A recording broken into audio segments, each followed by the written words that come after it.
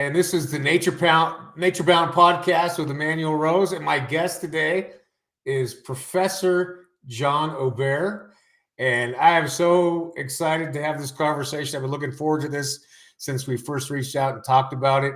And Professor, I'll have you do your own introduction, and then we'll get right into it.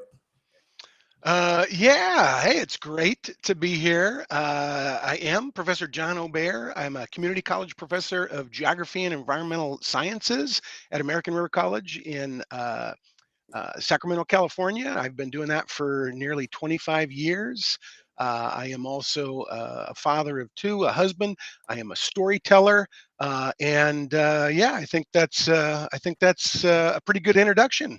All right, good. I was trying to get you on screen there, but I totally muffed that up. So, That's okay.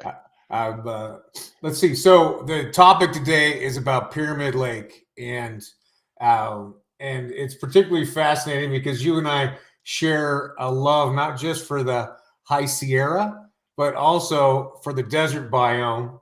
And I got a lot of questions for you. So hoping I'm going to send you $10 every time I can stump you. All Okay. right. All right. All right. Let's do it. Let's do it. All right. The first thing I want to understand, and tell this in as simple as possible, like you're talking to a 6-year-old, is how in the world does freshwater lake go to freshwater stream, go to a lake that's got salinity in it? All right. All right. Well, here we go. So I step back just a little bit to, take a look at the entire arid American West and what makes it so dry, because it's really all about this intense aridity, which steals that water and leaves behind everything that's in it. Uh, so when you're talking about the Great Basin, Pyramid Lake, and pretty much the rest of Nevada, or even farther south to the Mojave Desert, a lot of that sits in the leeward slope of the Sierra Nevada and other good size mountain ranges, Okay, which what do you mean essentially leeward? leeward. There you go. Okay, so that's good. Um, Most of the weather that heads in that direction comes off of the Pacific Ocean, Okay, and west to east. Gotcha. from the west toward the east, and it slams headlong into this sometimes 14,000-foot wall of rock called the Sierra, or the Southern Cascades. And on its way up, as it arrives, as it collides with the mountain, it begins to rise up. That's the windward side of the mountain. I always tell my students that's the side facing toward the oncoming wind, the windward side. And it gets colder and colder and colder through various processes that we don't need to get into. But at some point, you got condensation, you got cloud formation, and you've got rainfall and snowfall. So that literally strips the water out of the air, but the air keeps going. So then you have, the rest of the Great Basin, you have much of Nevada as just this really, really arid landscape. And So, windy. Windy. and windy, as you and I Holy have cow. experienced before. Yeah. It'll mess Uh, your hair up. It's so windy. just a little bit, just a little bit. Well, your hair, not my hair. So, um, so then you've got this amazing, these two jewels at either end of the Truckee River. You've got the jewel of Lake Tahoe with this incredible source of fresh water, really, and most of that comes from the exact process I just talked about. Um, And then you have Pyramid Lake, this really barren landscape for the most part, very salty, very saline. And here's the deal. As water washes out of and drains out of the Sierra Nevada, drains out of the Tahoe Basin, drains down the upper Truckee River Gorge through Reno and keeps going, it has in it various dissolved minerals and salts. Yeah, um, sure. it might be some NaCl table salt, just basically the salt on your fries, but there's all sorts of other salts in minute amounts, nothing you would really taste. But here's the deal: is by the time it makes its way all the way to Pyramid Lake, which is um, an endoheric basin. It's a contained basin with no outlet whatsoever. It's just got Right. Truckee River. Yep. It is getting constantly delivered minute amounts of these minerals and salts, and the rates of evaporation are so intense that there's this Oh. constant Uh-huh. outflow of only pure water. So it's a constant delivery, thousands and thousands of years of minute amounts of salts that just keep accumulating. So Uh-huh. what you have is this, Oh. bit by Yeah. bit by bit delivery of salt It's with biological magnification of there you salts. go. There you I go. love That's it. that that's a Yes. that's a good way. That's a good term to use. And so yeah, it's essentially the same rule that governs why oceans are salty. Okay. And so, and then that makes sense. So even though there's not an outlet, then you're still getting probably more evaporation out of pyramid than out of a typical lake because of Yeah, heat, elevation, and wind, right? you're getting unreal rates of evapotranspiration coming off the surface of that lake. Well, that's And amazing. So the Truckee River is 120 miles long, roughly, and it comes from a very pure source, right? I mean, you could see, I mean, the amount of visual effect you have on the lake there is pretty outstanding. And so I'm wondering, is the Walker Lake and the Walker system similar in the way that it picks up minerality? so it I got to check my memory if it has also has an outflow. Let me jump over for a second to Bridgeport Lake. So there is, with lakes like that are situated similarly but have both an inflow and an outflow, they don't get this accumulation. So Walker Lake, I believe, is in its own self-contained basin, and it would follow the same rules. Same thing with the old virtually non-existent Owens Lake. Same Yep. thing with Mono Lake. Yeah, So because they have outflows, then there's not the accumulation. That's what you're saying. right. All right. Uh, so how did the fish get in there? um, that's a good question. We have to go back a much longer time. All right, tell Uh, me a story.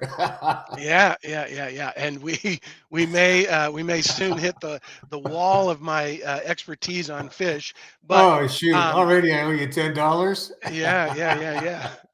But you really, I mean, for a lot of the fisheries, the natural fisheries throughout the Sierra and throughout the American West, to understand them in their modern context, you really have to go back to the Pleistocene, which is really the some people just refer to the Ice Age. It's really a series of ice ages, a series of advances and retreats.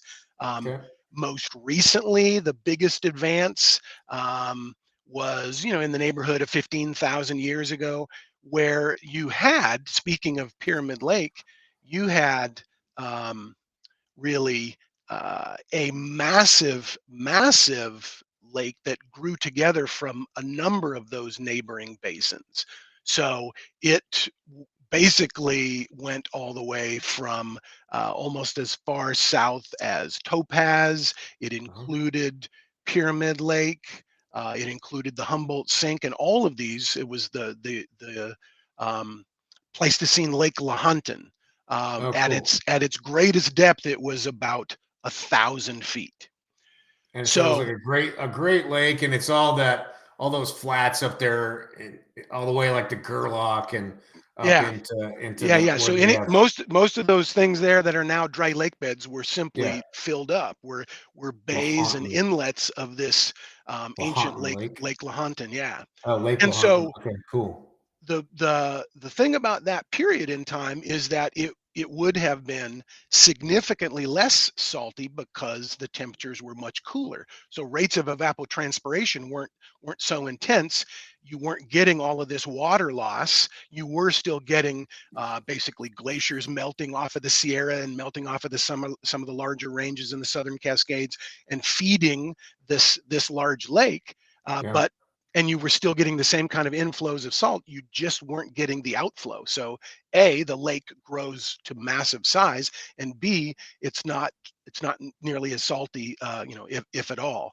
Um, and so, exactly at what point do you get these salmonids, other large fish, abandon in this inland system?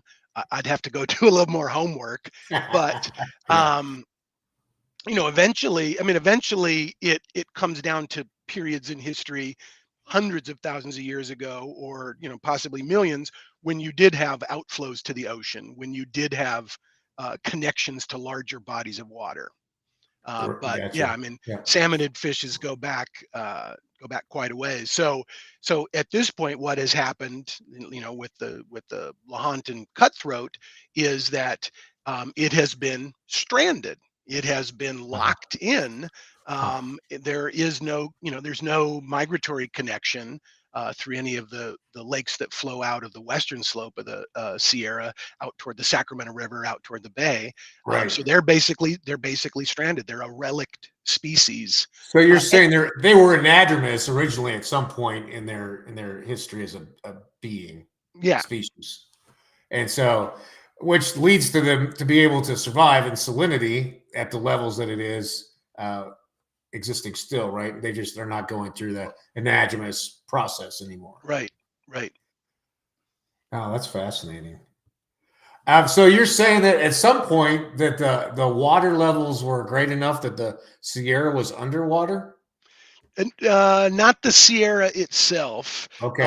but that if you look at the basins where Pyramid Lake is and the adjacent basins, and you fill that up at its deepest to 1,000 feet, you reach over plenty of the intervening small hills, and I you gotcha. create this Yeah. giant lake, but you do not spill over into the Sacramento River drainage at any Right. time, and you don't spill farther south eventually. Um, I mean, you don't spill into the Colorado River would be the next major drainage further south that would make it all the way to the ocean. So it was always landlocked. It was always internally drained, but it was super, super deep. Yeah. Yeah. Big, much bigger piece of water. And then what you're saying Walker Lake's a part of that Lake Lahontan Yeah. also. Yeah. And that doesn't have does that where does that eventually drain? That Does it is, ever I'd have to look at a map. I'm gonna sneak in my background and I'm gonna go look at a map because I don't want you to stump me, man. You're a true gentleman. Uh, yeah, so it is internally drained. It was part of that system. It is Yeah, internally drained like all of the others. So the it's the the amazing. di- Yeah, the difference is how much inflow you get. If you get only rare intermittent inflow, then basically you have a playa, a dry lake that gets occasionally flooded, which is right. what happened in Death Valley this season. People are raving, ranting about how it's so amazing the lake has returned to Death Valley. Well, I Yeah, mean, it does that every couple of decades. But right, when Lake Lahontan was 1,000 feet deep, Lake Manly in Death Valley was like 800 feet deep. And again, right. it follows the exact same. It's an internally drained lake, so it doesn't have any outflow. But when when nature cools the climate that much, um, you just don't have that much evaporation, so the water remains, the water stays. And I mean, if you want to throw in Lake Bonneville, which is basically evaporated into the Great Salt Lake at this point, which Yeah. which unto itself is still really big. Lake Bonneville was massive relative to Lake Manly, Lake Lahontan. Um, And then but also that lake that was in the Central Valley of California, right? It was a, Well, what's that I called? mean, there's you can talk about Tulare Lake, which is the entire southern part of the Great Central Valley, which Yeah. is really in modern human times existed. But then if you go back a little bit farther to a period in time when I think you have to go back. I'd have to check my math, but I think you'd have to go back a little bit farther when you had sea levels that rose significantly. And flooded into the Golden Gate and into the Central Valley. But that's multi millions of years instead of tens and hundreds of thousands of years. Right. Yeah. Well, it is to me. It's just fascinating that there's the lake to lake connection is something that's really unique about this part of the world, and It the is, and it's such an amazing paradox because they couldn't be more more different, yet they couldn't be more inextricably linked. right. And so it really is, it's almost poetic in its natural existence. Yeah, I have to. crystal clear bay to the salinity that's increasing, over time. Yeah, yeah. I mean, and it's just the whole idea that it's the start and the finish, the beginning of the line, the end of the line. There is, I cannot think about any of that area without thinking about, if you will allow me to throw a little poetry and history in All here. right, I love Um, poetry. the famous Gary Snyder, beat poet, buddy of Yeah, Jack Kerouac, buddy of sure. Allen Ginsberg, and he wrote somewhere in the 90s. He published an epic book-length poem that he had worked on for 50 years, Mhm. and it was called Mountains and Rivers Without End, and it's absolutely amazing. And it ties together um, culture and nature from the far east of Asia and the far western mountains and arid lands of the American West. And it's really a fascinating read. But as he walks you through landscape and he walks you through mountains and rivers, the book ends. The very last stanza is him out in the middle of the playa on the Black Rock Desert, which is just Right. a stone's throw from Pyramid Lake. And it is Yeah, such a beautifully poetic ending because that is the finish line. That is the end of the line for minerals and water, and in many cases biology. So it has, you're right. When you identify this idea of Pyramid and Tahoe being linked, it really couldn't be more different, but more amazingly connected. Yeah, there's some unwritten poetry there, I think. for sure. Yeah. All right. Well, I appreciate your time. I think that's what I wanted to look at. I just want to get if you're open to it, the next time we do this talk, I'd like to do it at Pyramid Lake, and we'll cast a line in and see if we can hook a trout or at least make a long cast. All Um, right. Sit on the ladders and throw the flies a great distance. It's a fun event, and occasionally you hook a massive trout. Exciting stuff. And I know you're part of a group of storytellers, and if you want to take a minute or two and talk about what that group's about, and then we'll wrap it up. Yeah, yeah. I have, in addition to my day job, which I love being a teacher, and I've been a teacher for decades, I stumbled on true personal storytelling. And the group that I work with is called Capital Storytelling, and their whole mission is to promote people telling their own true personal stories as a means by which we connect people, we build compassion, we build connection between people. And yeah, it's a lot of fun. I love telling stories, and I love hearing stories. And where in the world does this happen, John? So they're originally based in Sacramento, California, and they Yeah. do a ton of stuff online, so people can take Oh, storytelling cool. storytelling classes, both asynchronous and live online. Yeah, lots of fun.